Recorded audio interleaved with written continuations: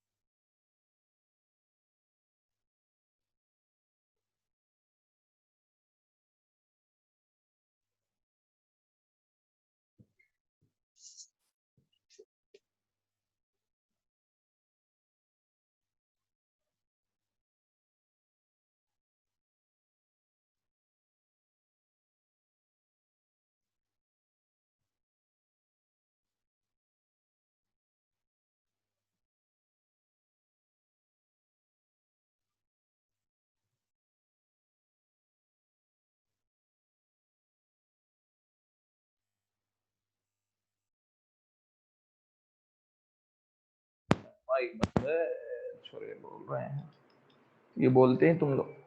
Mic तो चालू है भाई। अरे मयंक, आवाज तो, माइक तो चालू है। और आवाज किसी को भी नहीं आ रही है क्या? आवाज किसी को भी नहीं आ रही है क्या? आ रही है भाई। अरे पहले भी चालू ही था। चलो कोई बात नहीं है, एक बार दोबारा बता देता हूं। देखो, सबसे पहले अपन चलें, ये नीचे सबसे कम ऊर्जा कौन सी कक्षा की होती है? के की।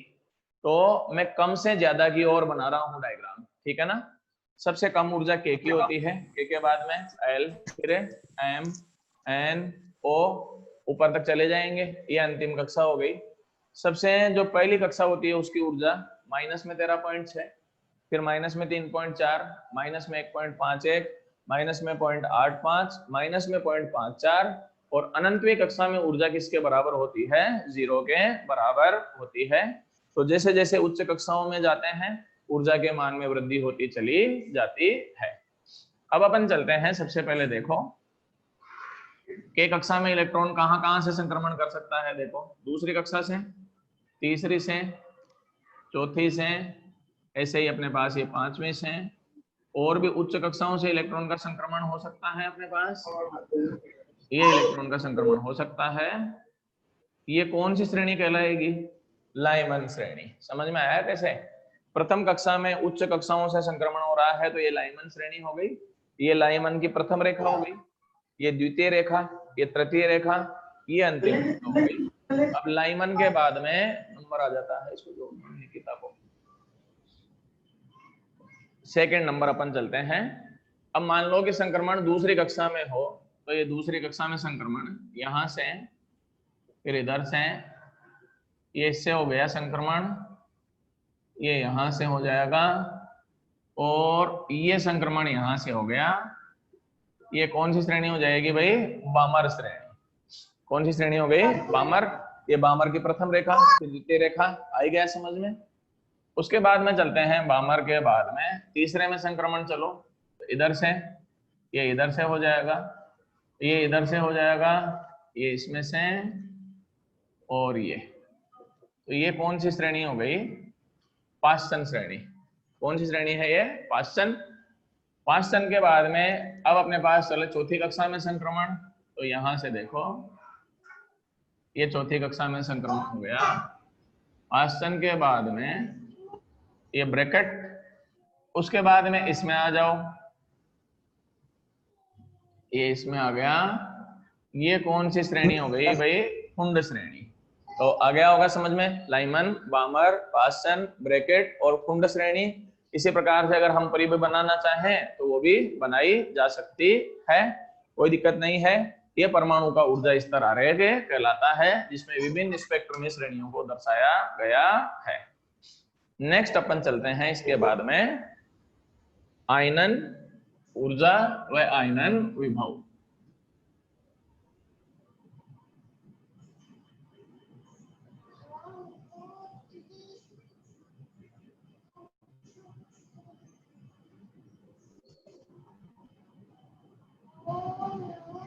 चलो जी भाई,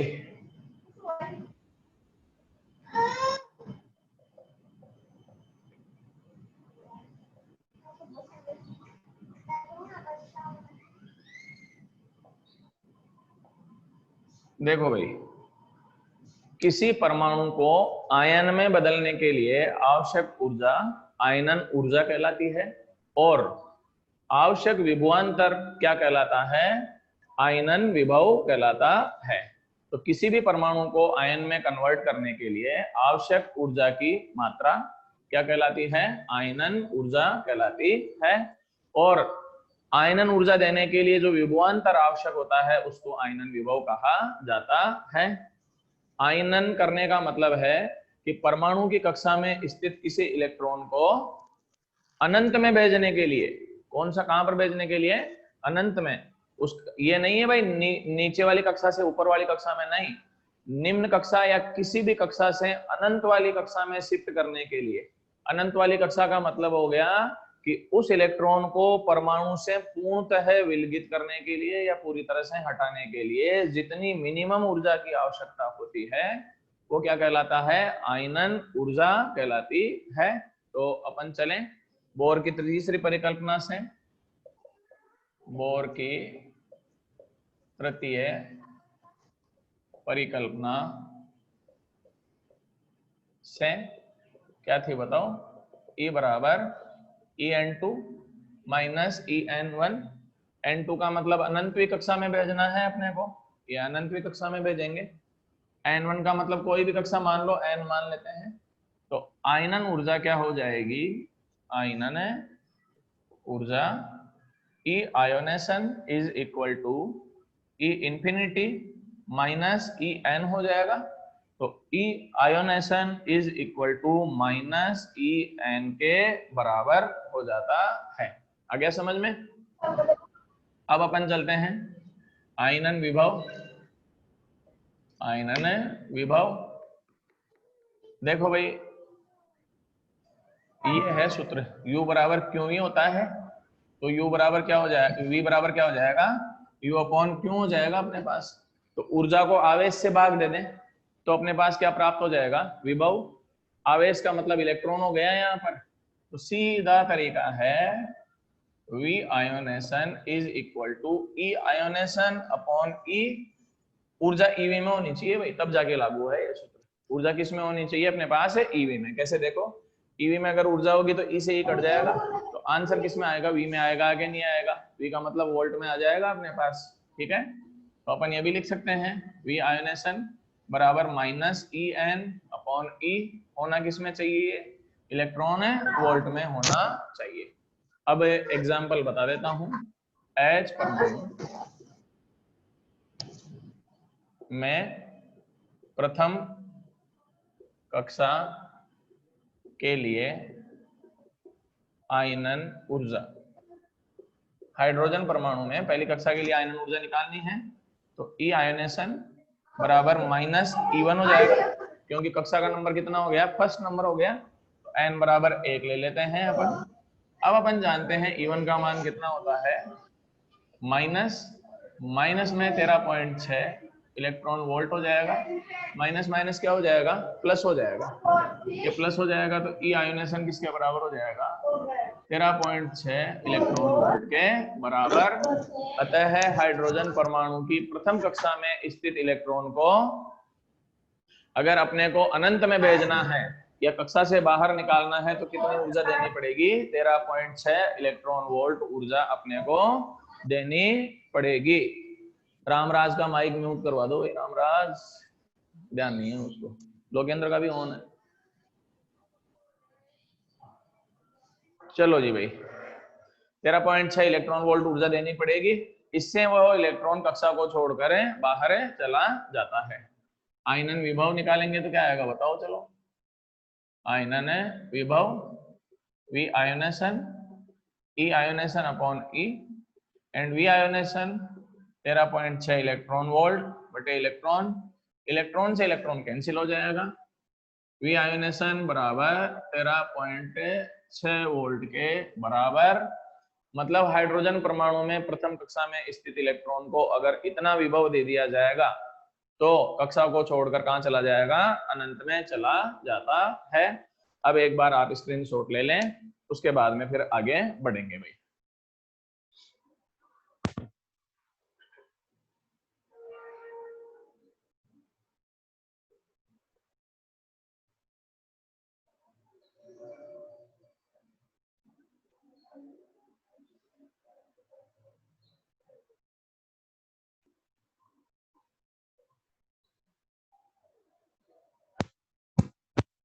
हो गया?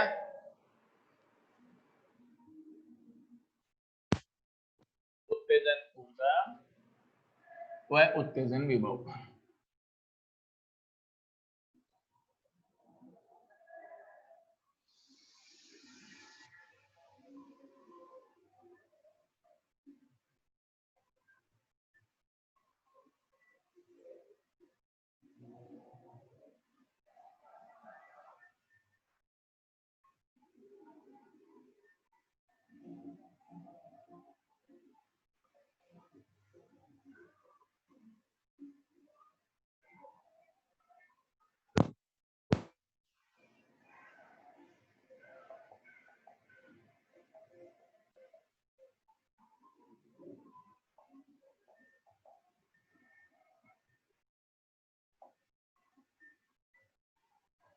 देखो भाई, उत्तेजन ऊर्जा की परिभाषा है उत्तेजित करना, मतलब निम्न कक्षा से उच्च कक्षा में भेजने के लिए आवश्यक ऊर्जा क्या कहलाती है, उत्तेजन ऊर्जा कहलाती है।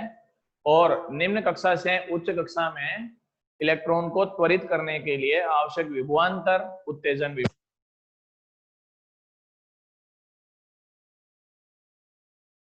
किसी भी कक्षा से इलेक्ट्रॉन को अनंत में शिफ्ट करना होता है, उत्तेजन में निम्न से उच्च में भेजने की कहलाती है। तो क्या होगा उत्तेजन ऊर्जा, बताओ। देखें पहले तो तीसरी परिकल्पना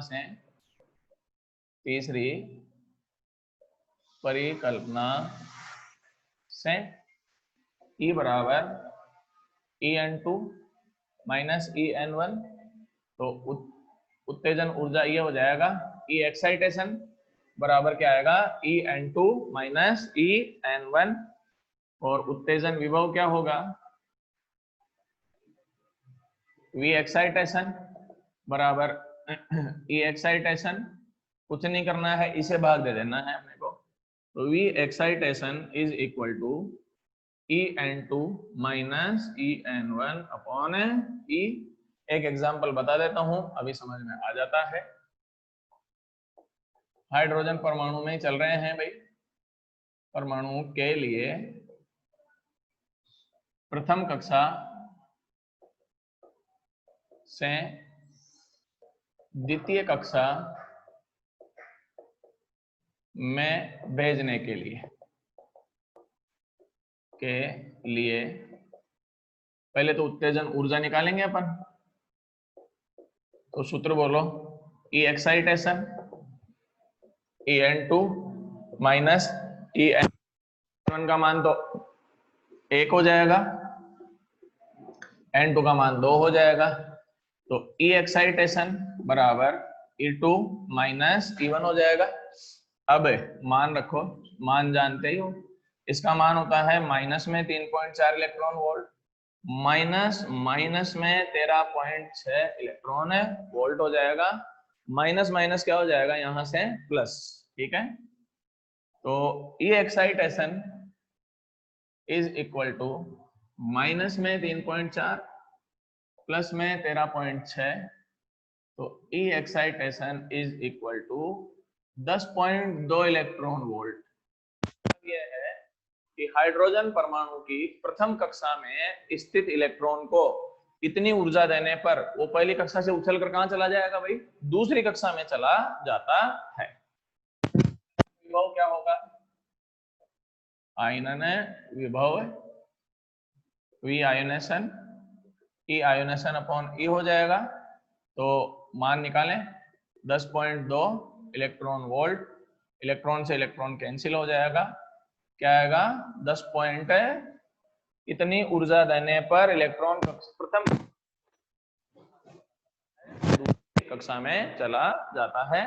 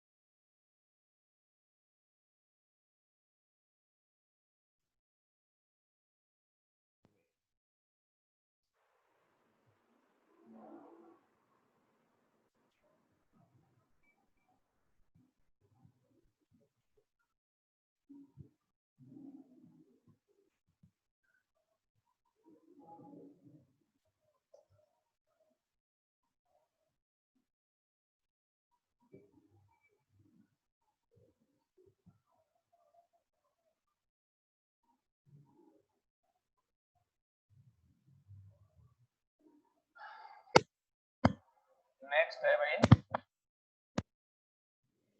बोर के परमाणु मॉडल की कमियां।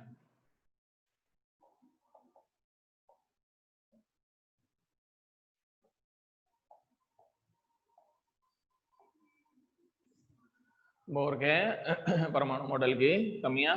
देखो भाई, सबसे पहली कमी तो शुरुआत करते हैं अपन। बोर के मॉडल में कक्षाएं वृत्ताकार मानी गई थी, जबकि कक्षाएं दीर्घ वृत्ताकार होती है अपने पास। ठीक है, ये सोमरफेल्ड ने बताया था। सोमरफेल्ड का परमाणु मॉडल जो अपने यहाँ सिलेबस में नहीं है, वो केमिस्ट्री में 11वीं में है। अब तुम लोगों को याद है तो ठीक है, नहीं है तो जैसा है वैसा काम निकालो। तो बोर के मॉडल में कक्षाएं वृत्ताकार मानी गई थी, जबकि वास्तव में कक्षाएं कैसी होती है? दीर्घ वृत्ताकार होती है। हाँ, जो बोर की कक्षा है, बोर की कक्षा का मतलब हाइड्रोजन परमाणु में प्रथम कक्षा, वो वृत्ताकार है। तो अपन ये कह सकते हैं कि वो वृत्ताकार है, पर वो दीर्घवृत्त की ही एक कंडीशन मानी जा सकती है।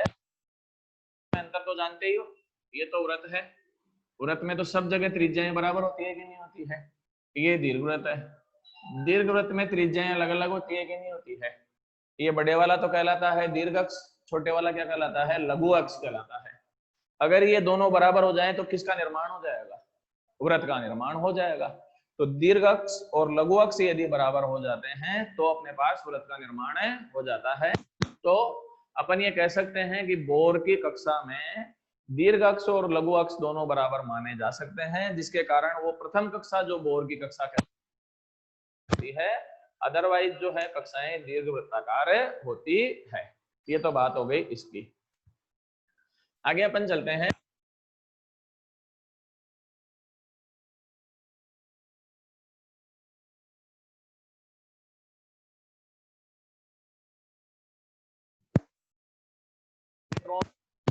के लिए ही लागू होता है। सिंगल इलेक्ट्रॉन का मतलब ऐसे परमाणु जिसमें केवल एक इलेक्ट्रॉन हो, उनके लिए ही लागू होता है। जैसे एक तो हाइड्रोजन परमाणु हो गया। हाइड्रोजन परमाणु आप जानते ही हो H11 होता है, तो एक ही इलेक्ट्रॉन होता है।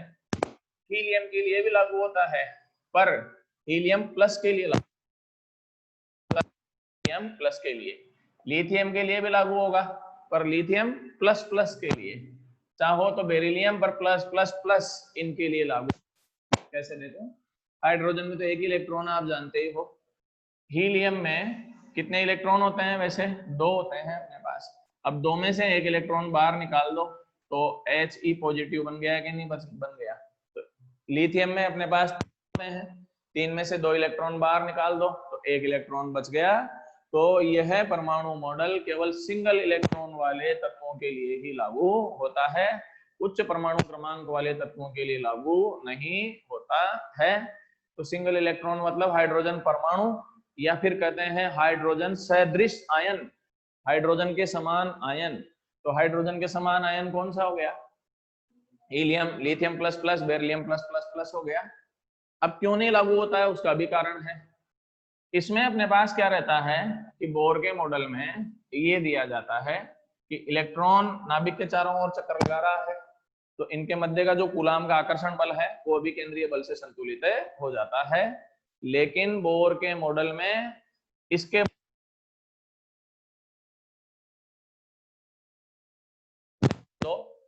तो इन 2 इलेक्ट्रॉनों के मध्य भी आपस में आकर्षण प्रतिकर्षण बल होगा कि नहीं होगा?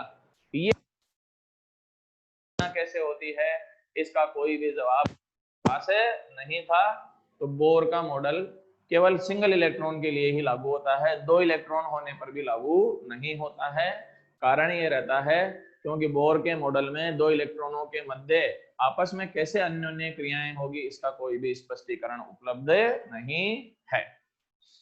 आगे अपन चलते हैं तीसरा।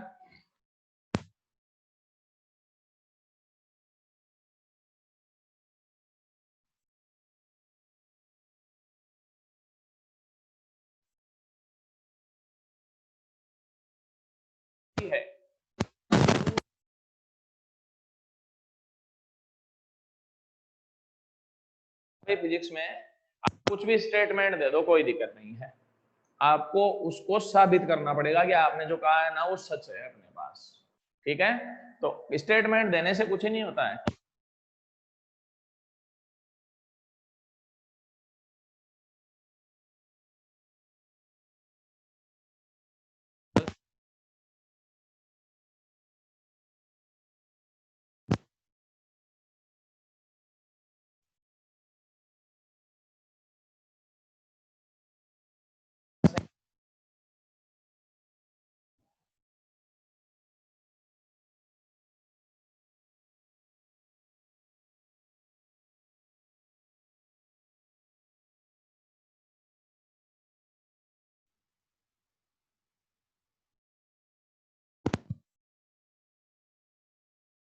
गया है भाई कि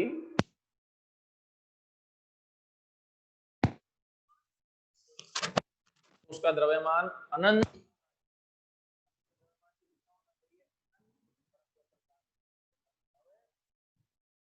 में ये सब भी स्थिर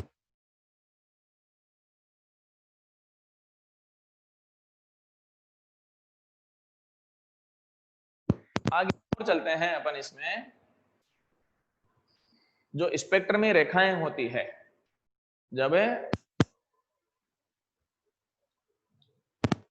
जो स्पेक्ट्र में रेखाएं होती है अपने पास, उनमें क्या रहता है, अब तो आ रही है आवाज?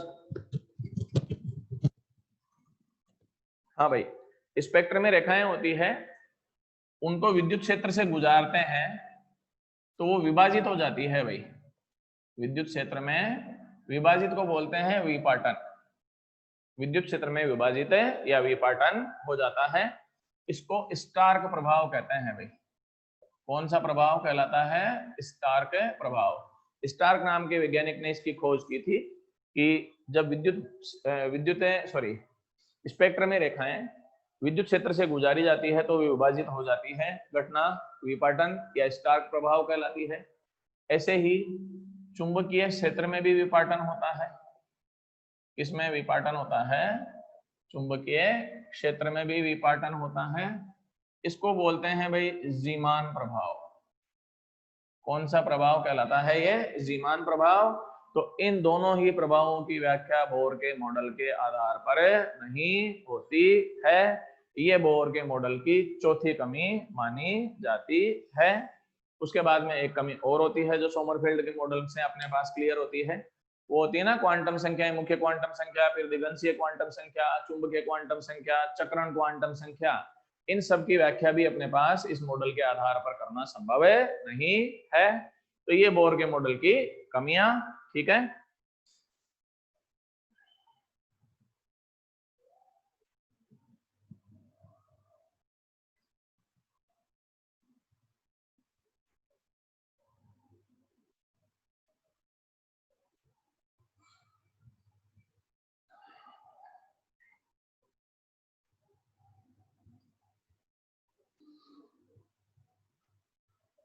हाँ भाई, लास्ट टॉपिक करा देता हूं मैं पार्ट का।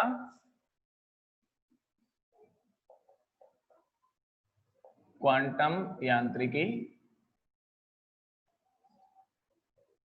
मतलब डी ब्रोगली परिकल्पना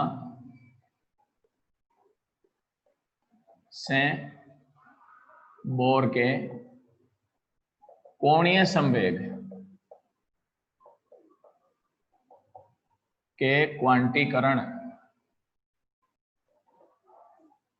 कौन सी परिकल्पना थी? दूसरी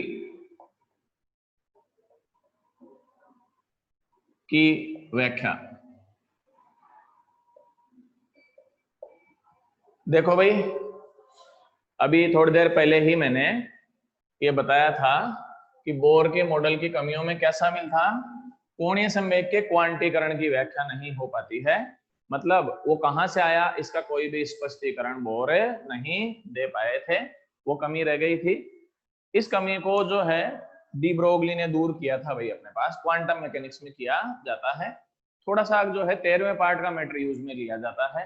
वैसे आप लोग जो है ना केमिस्ट्री में 11th में पढ़ चुके हैं डी ब्रोगली का समीकरण। डी ब्रोगली के अनुसार जब कोई आवेश, जब कोई कण उच्च वेग से गतिशील होता है तो तरंगों का निर्माण भी होता है, उसके साथ तरंगें जुड़ी हुई रहती है, जिनको द्रव्य तरंगें कहा जाता है। तो डी ब्रोगली के अनुसार जब कोई कण गतिशील होता है तो उसके साथ द्रव्य तरंगों का निर्माण होता है। ठीक है, अब डी ब्रोगली ने यह बताया कि जब इलेक्ट्रॉन नाभिक के चारों ओर चक्कर लगाता है तो चक्कर लगाते समय उससे भी अपने पास द्रव्य तरंगों का निर्माण होता है, और अपन ये जानते हैं कि इलेक्ट्रॉन की कुल ऊर्जा स्थायी कक्षा में क्या बनी रहती है, नियत बनी रहती है। तो तरंगें ऐसी होनी चाहिए जिनमें कुल ऊर्जा नियत रहती है। कौन सी तरंगें होती है भाई ऐसी जिनमें कुल ऊर्जा नियत रहती है? 11th में पढ़ाया होगा मैम ने या मुकेश जी ने, किसी ने। अप्रगामी तरंगें। कौन सी तरंगें होती है? अप्रगामी तरंगें। जिन तरंगों में कुल ऊर्जा नियत बनी रहती है उनको अप्रगामी तरंगें कहा जाता है। 11th का मैटर है तो ज्यादा एक्सप्लेन तो कर नहीं सकता हूं मैं।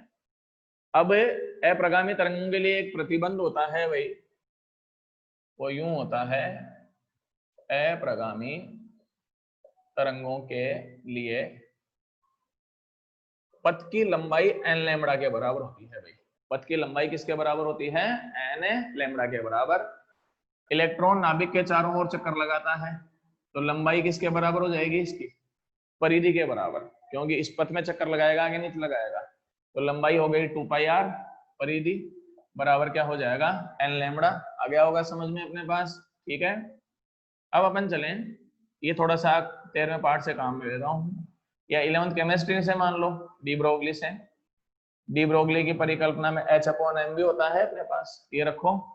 तो 2πr बराबर क्या आएगा? NH/mv हो जाएगा। mv को इधर ले जाओ तो क्या बनेगा बताओ देखें? mvr बराबर NH/2π। यही क्वांटीकरण का प्रतिबंध है। आ गया सूत्र? तो ये गणित के आधार पर ज्ञात कर लिया, ये इसकी पुष्टि हो जाती है। इसके आधार पर कक्षाओं के चित्र माने गए थे भाई, कक्षाओं का तरंग चित्र भी माना गया था कि कक्षाएं अपने पास कैसी हो सकती है। उसका चित्र यूं बनाया गया था, कैसे देखो, n बराबर 4 के लिए ले लेता हूं मैं, इसके लेता हूं n बराबर 4 के लिए। n बराबर 4 लोगे तो यहाँ पर 4 लैम्बडा हो जाएगा, तो 2πr बराबर क्या हो जाएगा? 4 लैम्बडा। तो ये कक्षा का चित्र बनेगा भाई, अभी समझ में आ जाएगा। 8 टुकड़े कर लो इसके बराबर बराबर, ये 8 टुकड़े बराबर बराबर कर दिए। अब यूं बनेगा ये इसका डायग्राम, ये लो, और ये अप्रगामी तरंगे हैं, 11th याद करो थोड़ा बहुत। ये अपने पास बन गया इसका डायग्राम। अब देखो एक बार, यहां से यहां तक लैम्बडा हो गया कि नहीं हो गया? तो ये यहां से यहां तक कितना हो गया? लैम्बडा। तो देखो एक बार, लैम्बडा, 2 लैम्बडा, 3 लैम्बडा और 4 लैम्बडा। तो 4 लैम्बडा किसके बराबर हो गया? परिधि के बराबर बैठ गया कि नहीं बैठ गया? तो 4 लैम्बडा के बराबर अपने पास परिधि इसमें करनी है। आ गया समझ में? 8 टुकड़े करने हैं, 1 2 3 4 5 6 7 और 8 हो जाएंगे। n बराबर 3 के लिए क्या करोगे बताओ? 2πr किसके बराबर होना चाहिए? 3 लैम्बडा के बराबर। इस समय जो है 6 टुकड़े करने हैं बराबर बराबर, तो ये पहले 3 टुकड़े कर दिए बराबर, अब इनके 6 कर लो, तो ये 6 टुकड़े हो गए। ये लो जी, ये कक्षा का चित्र है।